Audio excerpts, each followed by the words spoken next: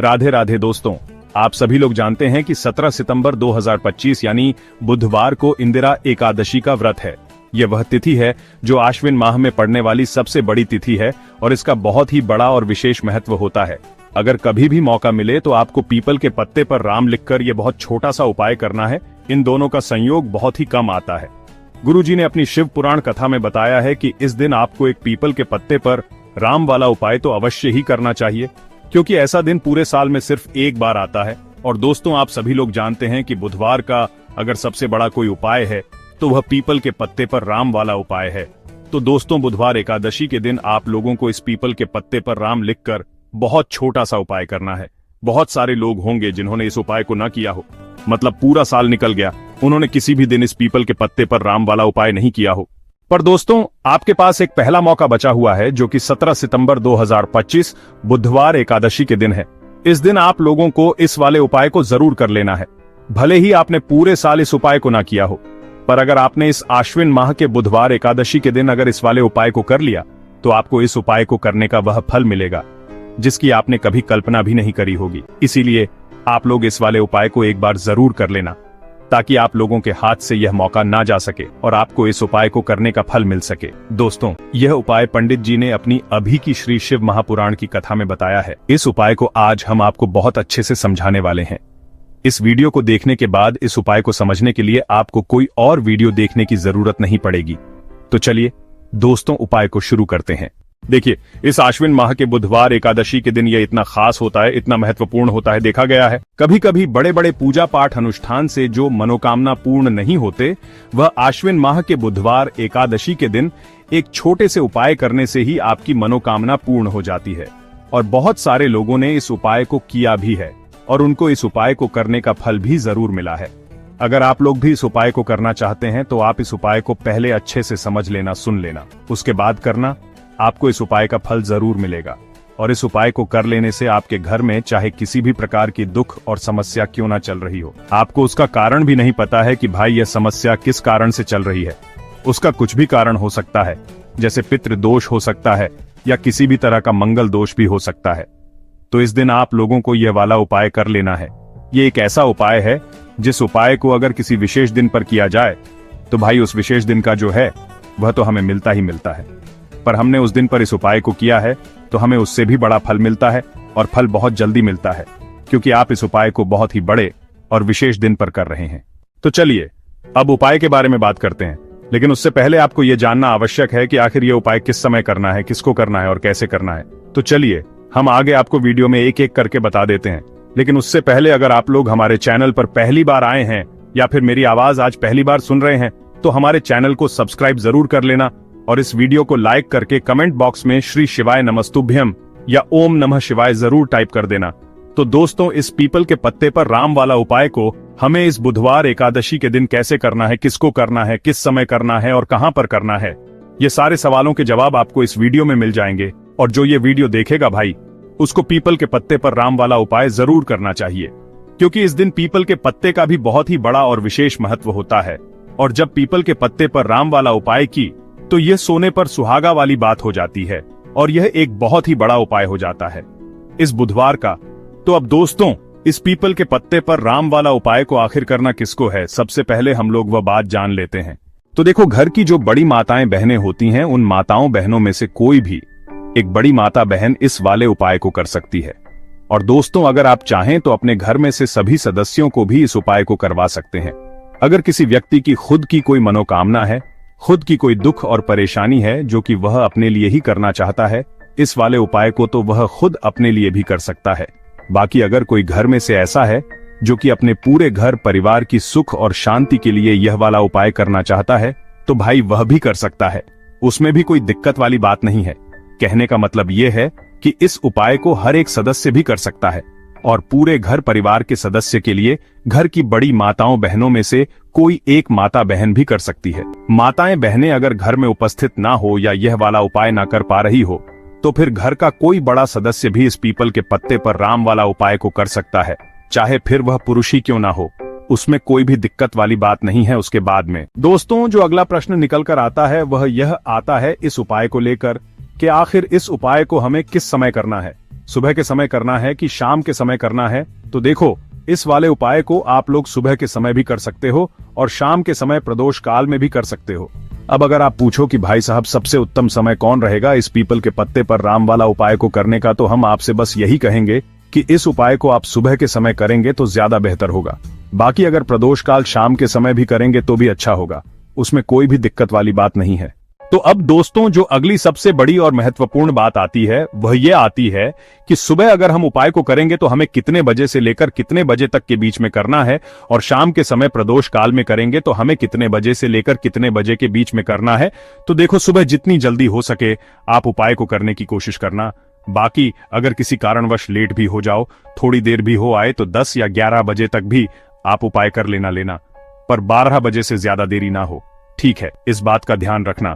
उसके बाद में दोस्तों अगर शाम के समय प्रदोष काल की बात करें, प्रदोष काल का जो समय होता है वह शाम के 6 बजे से शुरू हो जाता है। मतलब शाम के 6 बजे से लेकर 7 बजे के बीच का जो समय होता है ये समय प्रदोष काल का समय होता है। तो आप इस उपाय को 7 या 8 बजे के बीच में भी कर सकते हैं, बहुत साथ हो। मतलब शाम के 6 बजे से रात 8 बजे के बीच में आप कभी भी इस वाले उपाय को कर सकते हो, उसमें कोई भी दिक्कत वाली बात नहीं है। हमें किसी भी दिन आपको पीपल के पत्ते पर राम लिखकर बहुत छोटा सा उपाय करना है। ऐसा समझ लीजिए जितने भी आपके शत्रु की जबान के पत्ते पर वरियोर हैं, जो भी आपके विरोधी हैं, दुश्मन है, जो आपको हर तरफ से परेशान कर रहे हैं, अब उन शत्रुओं की अकड़ निकलेगी। शत्रु का किया कराया भी तुरंत हट जाएगा। जब बुधवार में आप इस छोटे से उपाय को करेंगे तो देखिए आज की वीडियो विशेषकर उन लोगों के लिए ही है जो अपने जीवन में शत्रुओं से और दुश्मन से बहुत ज्यादा परेशान हो चुके हैं। देखिए जगत जननी मां जगदम्बा का हम बुधवार में पूजन करते हैं और उनसे जुड़े हुए उपाय करते हैं। साथ ही साथ आपको बता दें कि बुधवार में संकट मोचन हनुमान जी का पूजन करने से और उनसे जुड़े हुए कुछ उपाय करने से जीवन के बड़े से बड़े कष्ट भी क्षण भर में दूर हो जाते हैं। तब बहुत कम समय में आपके शत्रु और आपके विरोधी आपके जीवन से दूर हो जाएंगे।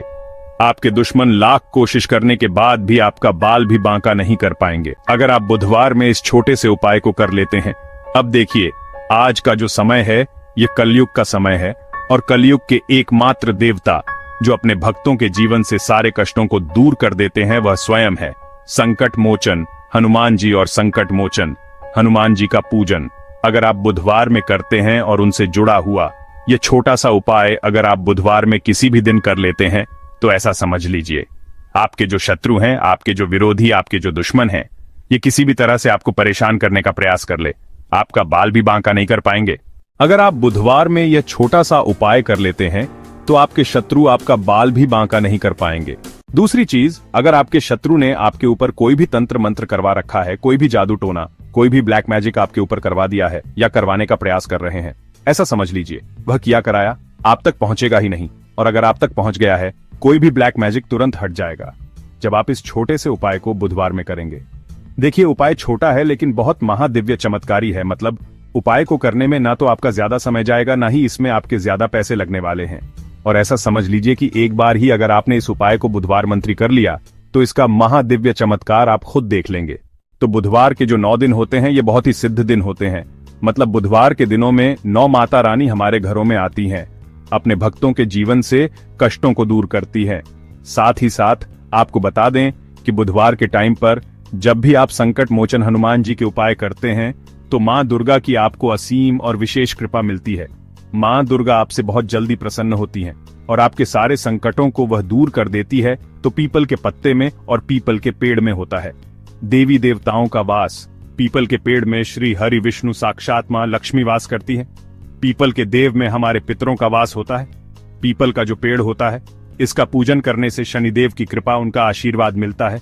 और पीपल का पत्ता जो है इसका उपाय बुधवार में करने से व्यक्ति के जीवन से बड़े संकट और कष्ट दूर हो जाते हैं, जिसमें कि शत्रु और आपके दुश्मन जो हैं ये पूरी तरह परास्त हो जाएंगे और कभी भी आपका कुछ नहीं बिगाड़ पाएंगे। अगर यह उपाय आप करते हैं तो देखिए ये उपाय स्त्रियां भी कर सकती हैं, पुरुष भी कर सकते हैं। किसी भी दिन आप इस उपाय को कर सकते हैं। इसमें दिन आपको नहीं देखना है कि किस दिन करें, जिस दिन आप चाहा उस दिन इस उपाय को आप कर सकते हैं। तो बुधवार एकादशी के दिन आपको पीपल का पत्ता तोड़ना नहीं है, उससे एक दिन पहले ही तोड़कर आप पीपल का पत्ता ले आए या गिरा हुआ जो पत्ता होता है पीपल का वो आप ले लें, ठीक है ना। बस इस चीज का आपको ध्यान रखना है कि बुधवार एकादशी के दिन पीपल के पेड़ से कोई भी पत्ता हम नहीं तोड़ते हैं। इस चीज का आपको विशेष ध्यान रखना है। तो आपको लेना है पीपल का एक पत्ता और शुद्ध जल से उसे साफ कर लेंगे। अगर पीपल के पत्ते पर हो तो वह हट जाए। फिर गंगा जल का थोड़ा सा छिड़काव यानी थोड़ी सी छींटे आपको इस पीपल के पत्ते पर मारनी है और इस पीपल के पत्ते को फिर कपड़े से पोंछकर आपको साफ कर लेना है। बिल्कुल सूखा लेना है। अब आपको लेना है थोड़ा सा सिंदूर, जो केसरिया वाला सिंदूर आता है, जो हम संकट मोचन हनुमान जी को चढ़ाते हैं। वह केसरिया सिंदूर आपको लेना है। थोड़ा सा जल डाल के इसे गीला कर लेंगे और इसी सिंदूर से इस पीपल के पत्ते पर आपको भगवान राम का नाम लिखना है। अब किससे लिखेंगे? माचिस की तीली ले सकते हैं, उसे लिख सकते हैं किसी भी तरह से। आपको भगवान राम का नाम इस पीपल के पत्ते पर लिखना है। लिख लिया। एक आपको चमेली के तेल का या सरसों के तेल का दीपक तैयार करना है और एक कोई भी आपको लेनी है। मिठाई में यहाँ पर आप बूंदी का प्रसाद ले सकते हैं, बेसन का लड्डू ले सकते हैं, और अगर आप इमरती ले लेते हैं तो यह और भी उत्तम है। देखिए, इमरती का जो भोग होता है यह संकट मोचन हनुमान जी को बहुत ज्यादा प्रिय है। अब यह सारी चीजें लेकर आपको जाना है संकट मोचन हनुमान जी के मंदिर में। तो देखिए, सबसे पहले आपको संकट मोचन हनुमान जी के सामने यह दीप प्रज्वलित करना है जो आप लेकर के गए हैं। चाहे आपने चमेली के तेल का दीपक तैयार करा है या सरसों के तेल का, सबसे पहले दीपक आप जला देंगे और दीप जलाने के बाद आपको जो पीपल का पत्ता आप लेकर के गए थे वह पत्ता आपको संकट मोचन हनुमान जी को अर्पित करना है, वहां चढ़ाना है। और जो भी भोग में आप लेकर के गए हैं, चाहे आपने बेसन के लड्डू लिए, बूंदी का प्रसाद लिया या फिर इमरती, जो भी कुछ आपने लिया है उसका भोग लगाना है। और संकट मोचन हनुमान जी से आपको प्रार्थना करनी है कि हे जगत का कल्याण करने वाले संकट मोचन हनुमान जी, संकटों को हरने वाले मेरे जीवन से शत्रु और दुश्मनों को भी दूर कर दीजिए। शत्रु का कल्याण करने वाले संकट मोचन हनुमान जी से चार कर दीजिए, या कराया तंत्र मंत्र सब कुछ हट जाए, ऐसी कृपा मुझ पर कीजिए। इस तरह से आपको प्रार्थना करनी है और 108 बार जय श्री राम, जय सीताराम, जय श्री राम, जय सीताराम, जय श्री राम, जय सीताराम, इस तरह से आपको जयकारा लगाना है। क्योंकि भगवान राम का नाम संकट मोचन हनुमान जी को सबसे ज्यादा प्रिय है, तो जयकारा लगा देंगे। और देखिए, अगर एक बार हनुमान चालीसा पढ़ पाए तो आप एक बार हनुमान चालीसा ऐसा जरूर पढ़े। जयकारा तो आपको बिल्कुल से लगाना है। और इस छोटे से उपाय को किसी भी दिन कर लीजिए, सुबह कर लीजिए, शाम को कर लीजिए, और किसी भी दिन, जैसे बुधवार की तिथि जो होती है ना, यह बहुत बड़ी होती है, आप उस दिन भी इस उपाय को कर सकते हैं। जरूर से करें। शत्रुओं और दुश्मन, आपके जो विरोधी हैं, यह पूरी तरह चारों खाने चित हो जाएंगे और आपका बाल भी वहां का नहीं कर पाएंगे। तो देखिए, इस उपाय को आप 9 दिन भी कर सकते हैं, 2-3 बार भी कर सकते हैं। अगर आप ज्यादा बार नहीं कर पा रहे हैं तो एक बार आपको इस उपाय को जरूर से करना चाहिए। तो देखिए, इस उपाय को करने से जो आपके सामने से शत्रु हैं वह भी परास्त हो जाएंगे। जो पीठ पीछे वार करते हैं, पीठ पीछे तंत्र मंत्र करवाते हैं, वह शत्रु भी चारों खाने चित्त हो जाएंगे। बस छोटा सा उपाय है, जरूर करें। तो देखिए, अब बात कर लेते हैं अपने एक बहुत छोटे से उपाय की, जिसे बुधवार में करने से आपकी हर मनोकामना पूरी हो जाती है। ये उपाय आप अपने घर पर ही कर सकते हैं, कहीं जाने की आप आवश्यकता नहीं है।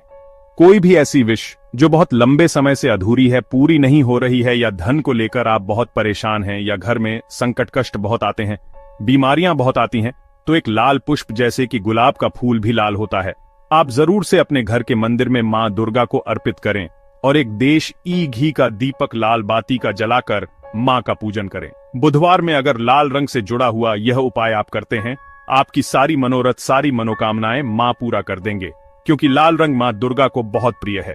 लाल पुष्प और लाल रंग की बाती का दीपक आपकी बड़ी से बड़ी मनोकामना को भी पूरा कर देगा। बुधवार में यह उपाय आप किसी भी दिन कर सकते हैं।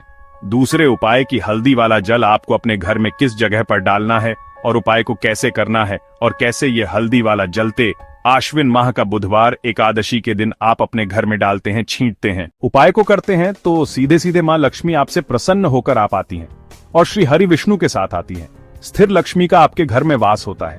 कहने का मतलब है कि फिर कभी भी मां लक्ष्मी आपके घर को छोड़कर नहीं जाती है। जो लोग कहते हैं कि हमारे घर में धन तो आता है लेकिन चला जाता है, लेकिन फिजूल खर्ची बहुत है। धन तो घर में आता है लेकिन तिजोरी कभी धन से भरी नहीं रहती है, खाली हो जाती है।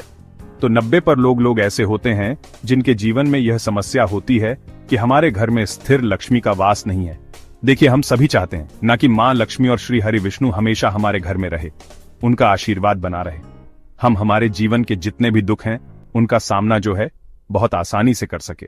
देखिए, जब व्यक्ति के पास पैसा नहीं होता है ना, तो वह बहुत सारे कष्ट दुख उसके जीवन में जब आते हैं उनका सामना भी नहीं कर पाता, और जब उसका आर्थिक पक्ष मजबूत होता है तो बहुत सारी समस्याएं उसे अपने जीवन में जो आती हैं वह छोटी लगती है। लेकिन अगर पैसा भी पास नहीं है तो छोटी छोटी प्रॉब्लम्स और छोटी छोटी चीजें जो हमारे जीवन में आती हैं वह भी बहुत बड़ी लगने लगती है। तो आपको करना क्या है, आपको यहां पर लेना है गंगा जल।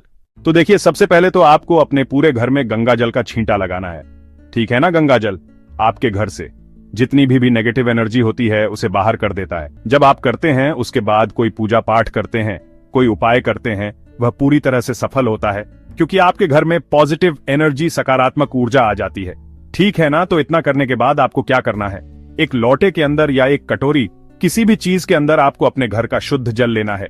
ले लिया, उसके बाद पीसी हुई हल्दी उसके अंदर मिलानी है। मिला दी जब हल्दी आपको मिलानी है, ठीक है ना। उस समय आपको श्री हरि विष्णु का ध्यान करना है।